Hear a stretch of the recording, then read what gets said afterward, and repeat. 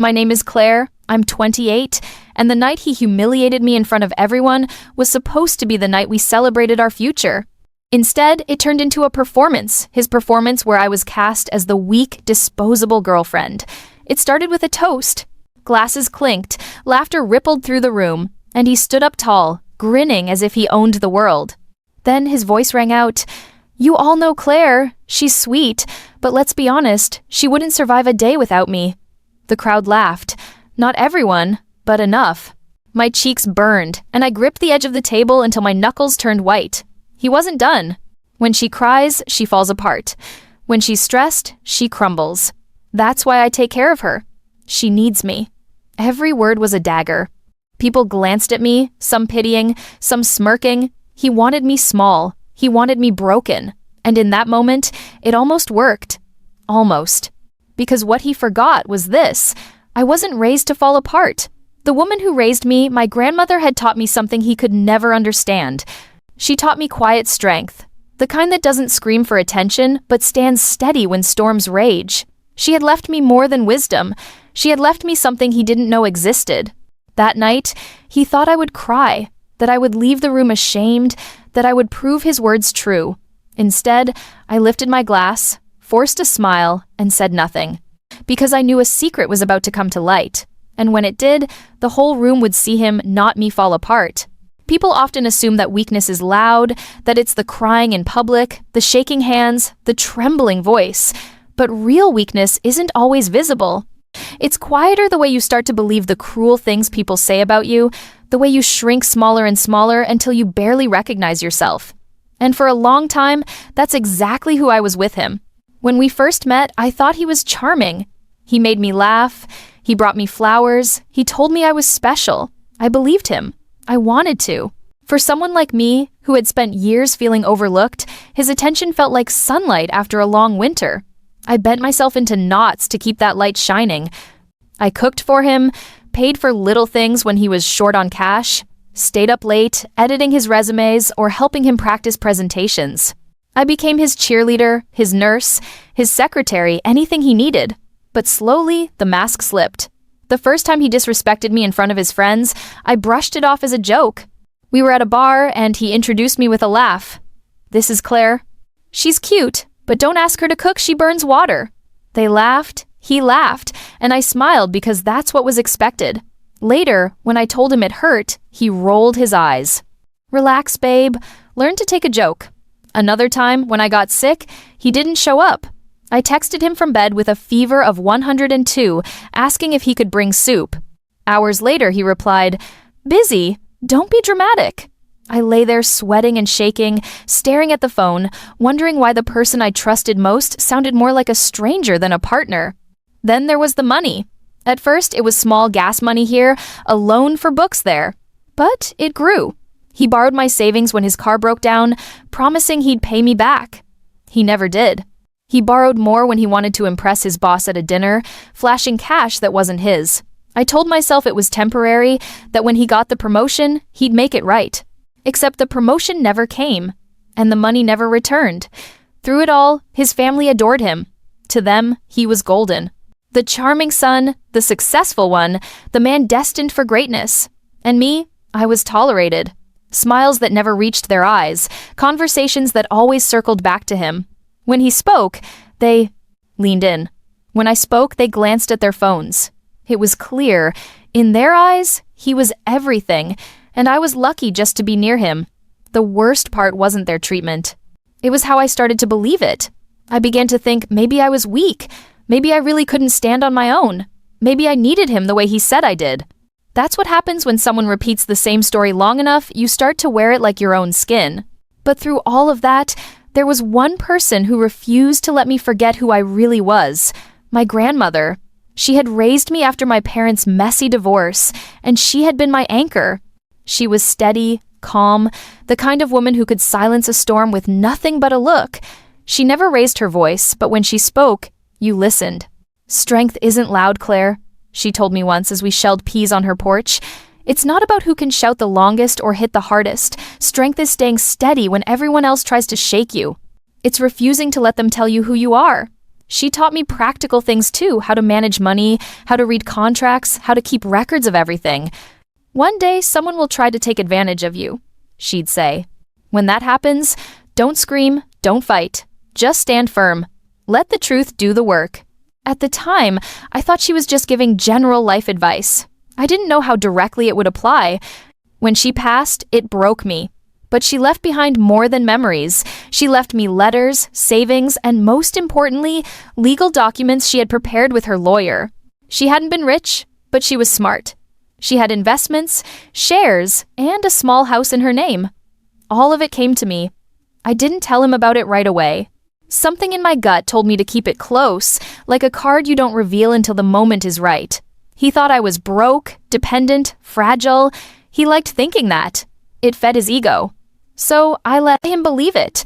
I let him think I was the girl who would break down without him, the girl who couldn't survive alone. And the more he believed it, the bolder he became in tearing me down. What he didn't realize was that every cruel word, every betrayal, every dismissal was planting the seeds of his own downfall. Because I wasn't as weak as he wanted me to be. I had been taught strength, the kind that doesn't always roar, but waits, quietly for the right moment to stand. And that moment was coming faster than either of us knew.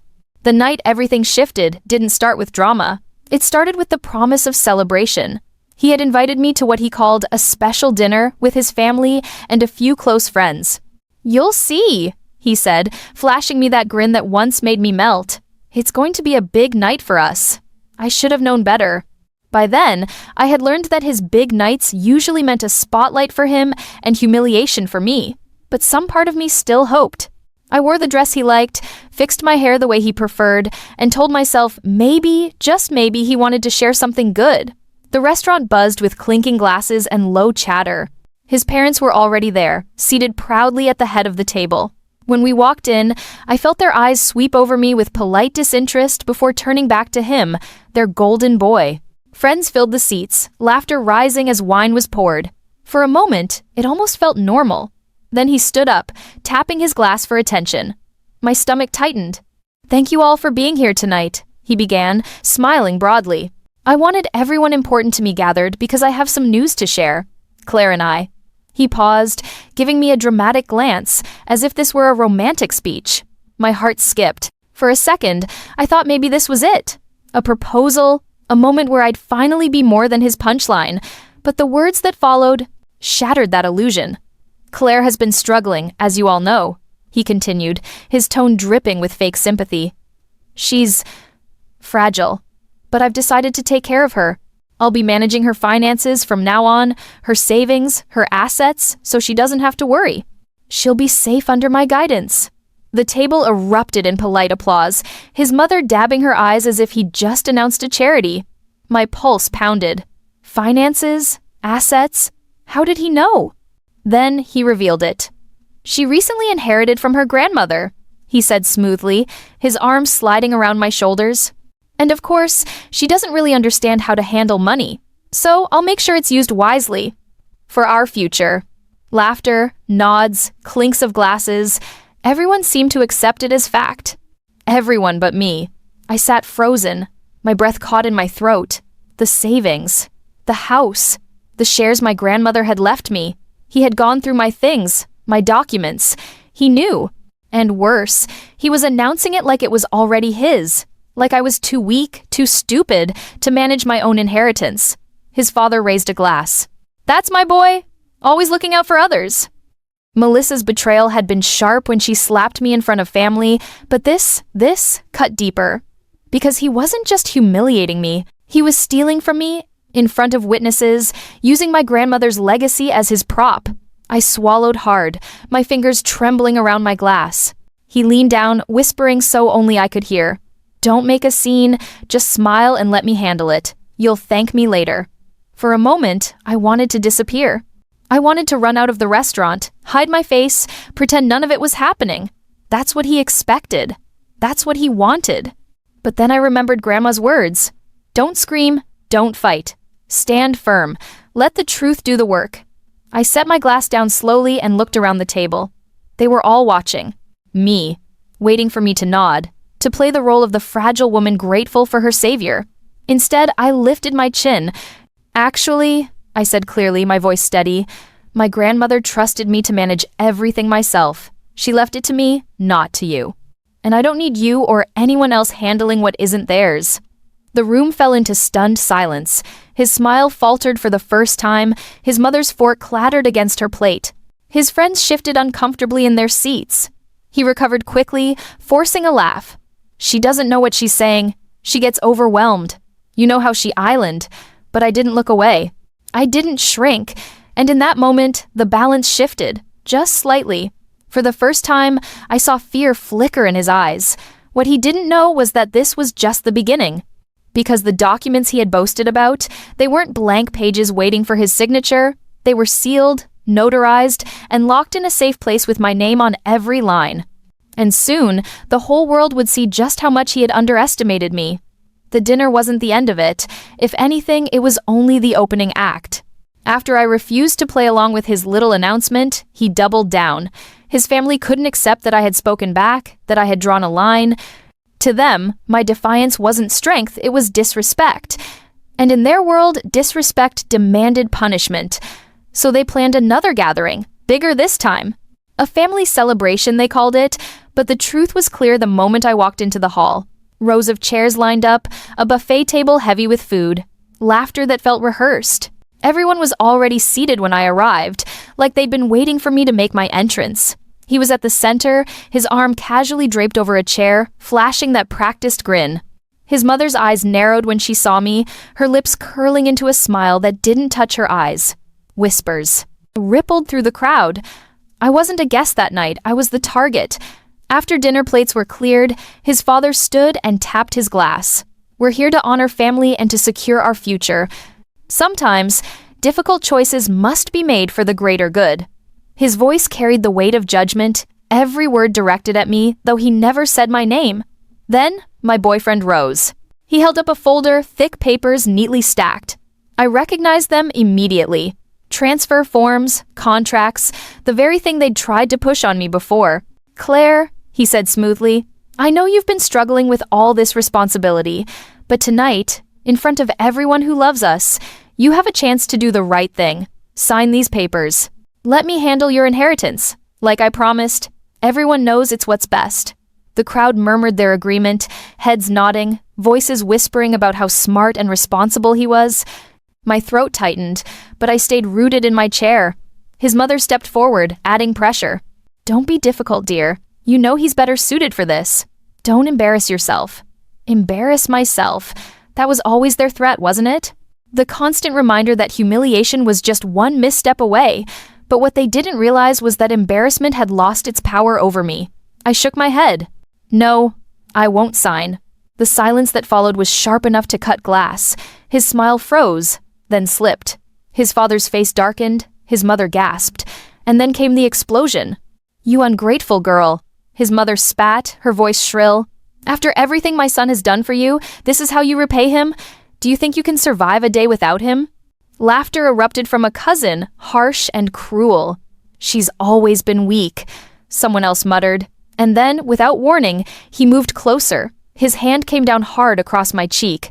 The slap echoed in the hall, louder than the clinking glasses or the whispers. Gasps broke through the room as my head snapped to the side, the burn spreading across my face. I didn't cry. I didn't flinch. I just looked up at him, my cheek red, my eyes steady. He smirked, convinced he had broken me. See, this is what happens when you forget your place. Everyone knows you can't handle this. Just sign the papers and stop pretending. For a moment, the world tilted. I could hear people whispering, phones buzzing, the shuffle of feet as guests shifted uncomfortably. And then, I saw a faint red light blinking in the corner. My cousin, her phone raised. Recording. My heart skipped. She wasn't just recording. She was live streaming. The whispers spread like fire. It's live. People are watching. Oh my God, everyone can see this. I turned back to him, still standing over me, his hand raised as if he expected me to crumble. But instead of fear, I felt something else rise in me. Calm, steady, the kind of strength Grandma had always told me about. You think you've humiliated me? I said quietly, my voice carrying through the room. But the only thing people see tonight is who you really are. His smirk faltered. His mother rushed forward, hissing at my cousin to put the phone down, but it was too late. The red light kept blinking. The damage was already done. The slap he thought would silence me had just broadcast his downfall, and none of them had any idea who was already watching. The sting of his slap lingered on my skin, but it wasn't pain that held me in place, it was the silence that followed. Dozens of eyes stared at me, some shocked, some thrilled, all of them waiting for me to crumble. He stood tall, convinced he had won, convinced that I would fold the way I always had. But then the whispers started. Soft at first, then louder. It's live. People are watching right now. Is that on Facebook? The blinking red dot on my cousin's causes? The phone was no longer a secret. Guests turned their heads, some fumbling for their own phones, checking feeds, scrolling furiously. A wave of realization swept through the hall. This wasn't a private humiliation anymore. This was public. My mother-in-law-to-be gasped when she saw the screen. "Turn that off immediately," she hissed, lunging toward my cousin. But my cousin only held the phone higher, her face calm, almost defiant. The stream continued, comments flooding in faster than anyone could stop them. He still didn't grasp it. He smirked down at me, his voice dripping with arrogance. Let them watch. All they'll see is how fragile you really are. All they'll see is how much you need me. But the comments scrolling across screens told a different story. This is abuse.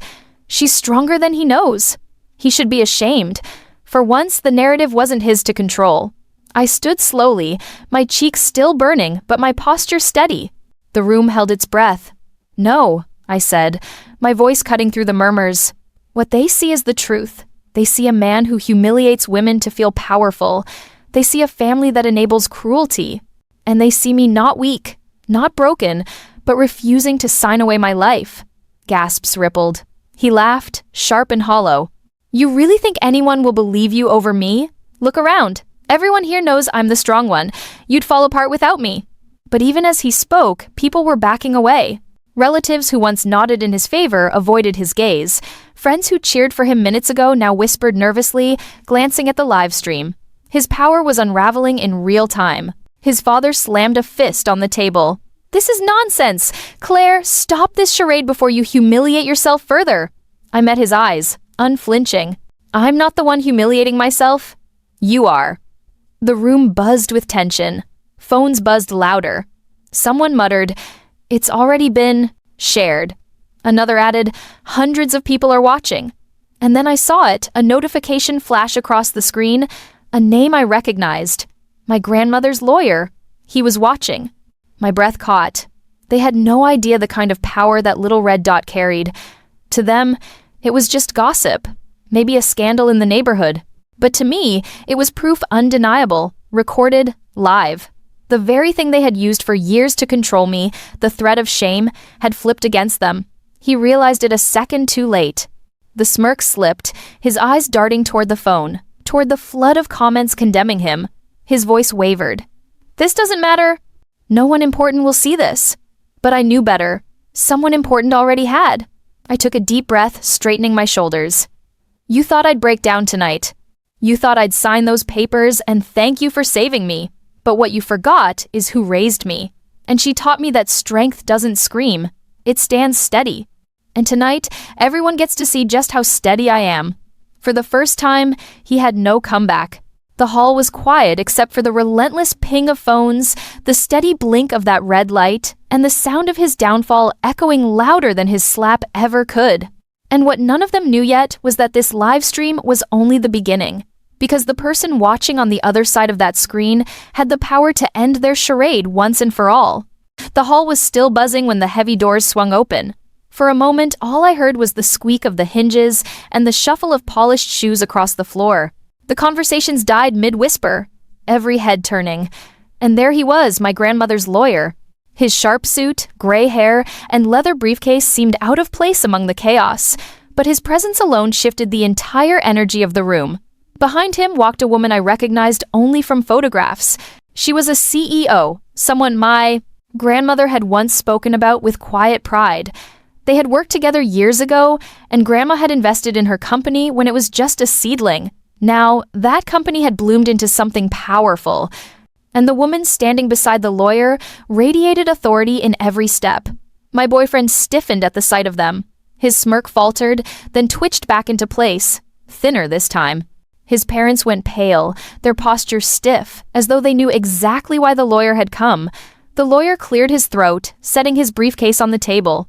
"I didn't intend to interrupt," he said, his voice calm but commanding. "But after seeing the live stream, I thought it best to clarify a few things before more damage is done." A ripple of shock ran through the crowd. He had seen it. He was watching. My boyfriend's father tried to regain control. "This is a private family matter." "No," the lawyer cut in smoothly. "This is a legal matter. And tonight, you've turned it into a public one."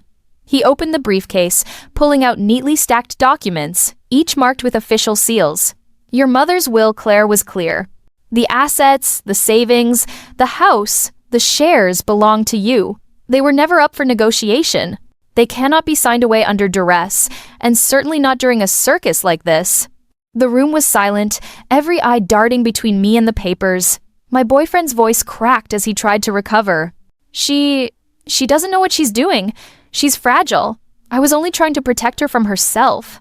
The lawyer's eyes hardened. "Protect her? What I saw was you attempting to coerce her into signing away her inheritance in front of witnesses, and now thousands more online. That, young man, is not protection. It is exploitation. And it's illegal." Gasps erupted. His mother clutched at her pearls, sputtering, "You can't speak to my son that way." But the CEO stepped forward, her gaze like steel. "He speaks the truth. I watched that stream too. And let me be perfectly clear. Your behavior tonight has consequences beyond this room. Those shares your grandmother left Claire, they are tied to my company. And I can assure you, no one who treats family that way will ever have influence in our business. Your grandmother entrusted Claire because she saw strength in her. After tonight, I understand exactly why." Melissa had crumbled in the last story, but here it was my boyfriend's turn. His confidence cracked, replaced with sweat glistening on his forehead. This is ridiculous. Claire can't handle this responsibility. She needs me. Everyone knows it." I finally spoke, my voice steady. "Everyone thought I needed you. You made sure they believed it. But you forgot something. I had someone teaching me strength long before you ever came into my life. And she left me everything not because I was weak, but because she knew I could stand on my own." The lawyer slid the documents toward me, his tone final. "It's already settled, Claire. You are the rightful heir, and if you wish, we can move forward pressing charges for harassment and attempted coercion. You have all the evidence you need, courtesy of tonight's live stream." The hall erupted into murmurs, people turning their phones toward me now, some even offering small nods of respect. For once, I wasn't invisible. For once, I wasn't the weak girl in his shadow. I was the one holding the truth, backed by law, by power, by the quiet strength my grandmother had instilled in me. My boyfriend stood frozen, his parents whispering furiously at him, their eyes darting around at the witnesses they could no longer control. The red light on my cousin's phone blinked steadily, capturing every crack in their facade. The CEO looked directly at me then, her voice softer, but firm. "Your grandmother trusted you. Now it's time to trust yourself. Don't let them tell you who you are." And with that, the weight I had carried for years finally lifted. The humiliation they had planned had unraveled. The live stream they thought would shame me had become the proof of their own corruption. The man who thought I would break down was the one now unraveling before everyone's eyes. And I knew the fallout had only just begun. When the lawyer and the CEO left the hall that night, the silence they left behind was louder than any slap or scream. My boyfriend and his parents stood rooted to the spot, pale, sweating, drowning in the eyes of every guest who had witnessed their performance unravel. No one clapped for them. No one rushed to defend them. The golden family image they had spent years polishing cracked in an instant, and the live stream had preserved every second. By the next morning, the damage had already begun. The video hadn't gone viral to millions, but it didn't need to. It spread just far enough through family group chats, church circles, workplace gossip threads. People in our community who once praised him now whispered about what they saw with their own eyes. A man striking his girlfriend, a family trying to bully her into signing away an inheritance. and their arrogance collapsing under the weight of truth. His friends distanced themselves first. They had laughed along with his jokes at my expense for years, but now they didn't want their names attached to his. A few quietly unfriended him online. Others posted vague statuses about real strength being how you treat people behind closed doors. Every one of those posts was a knife to his pride. At his job, the fallout came even faster.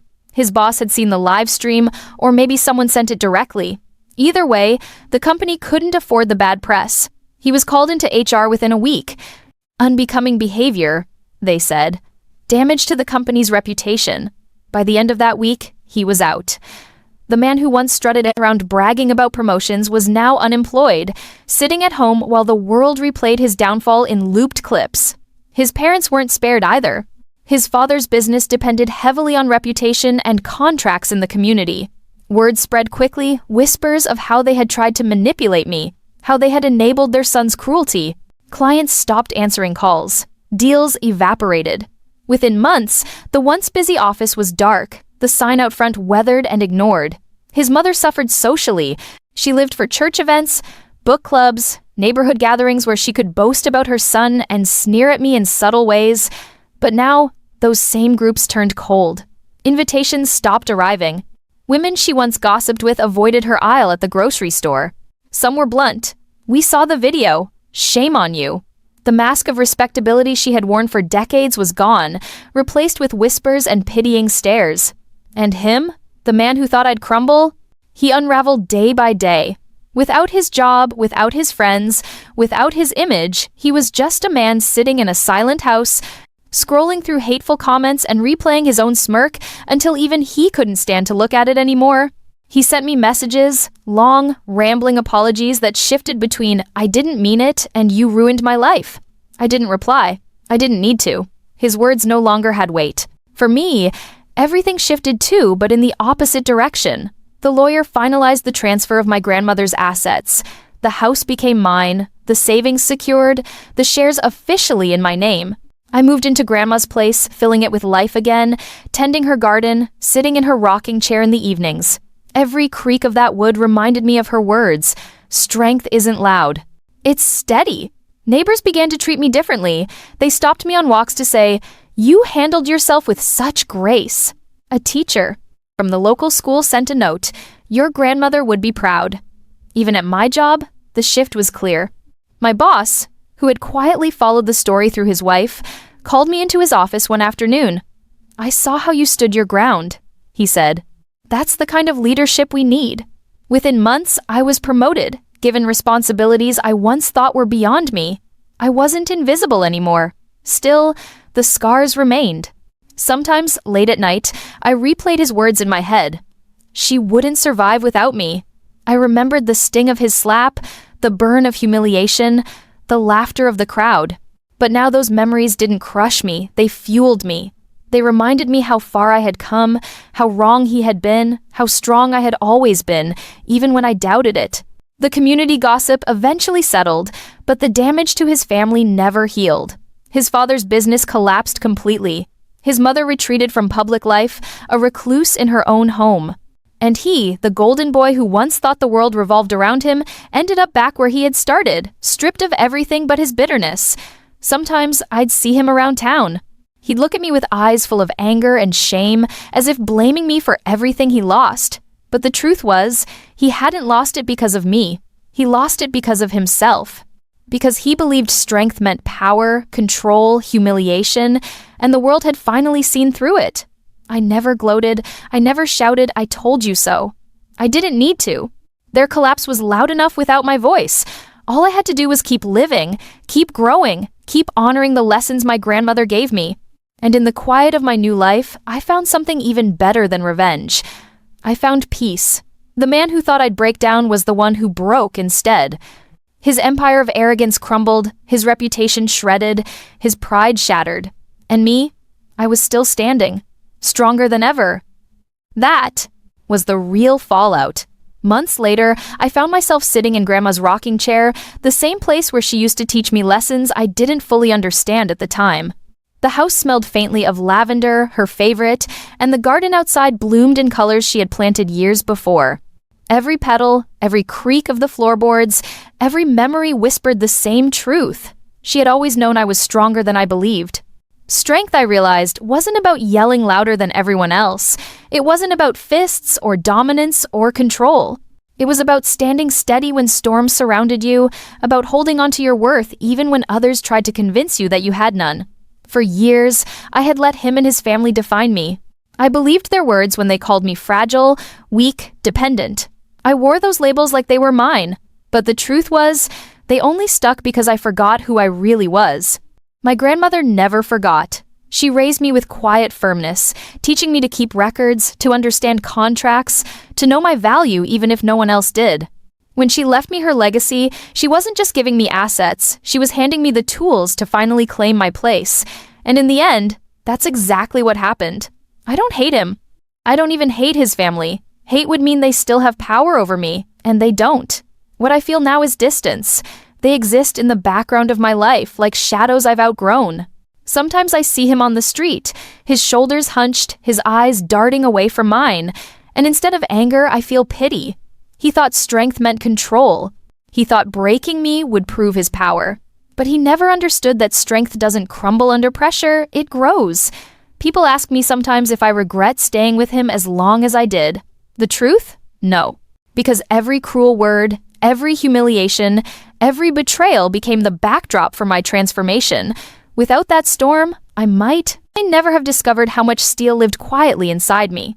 Without him trying to break me, I might never have realized just how unbreakable I truly am. The scars are still there. I still remember the sting of his slap, the hollow laughter of the crowd, the way my voice trembled the first time I said no. But now those scars aren't marks of weakness. They're proof of survival. Proof that I stood firm when it mattered. Proof that my grandmother's faith in me wasn't wasted. If you've ever been made to feel small, invisible, unworthy, hear me now. Your strength isn't gone. It's waiting. It's in the quiet parts of you, the ones no one applauds, the ones that carry you through nights when no one else shows up. That strength is real, even if they try to convince you otherwise. He thought I'd break down. He thought I'd beg, sign away my future, let the world believe I couldn't live without him. But what he forgot was who taught me strength. And because of her, I didn't just survive him. I rose above him. Now I live in peace, in the home she left me, surrounded by reminders that respect and love mean more than blood or promises. I carry her words in every decision I make. Strength isn't loud, it's steady. And if you're listening to my story wondering whether you have that strength inside you, trust me, you do. Because if someone like me, the girl who once believed she was nothing, could stand tall in the end, then so can you.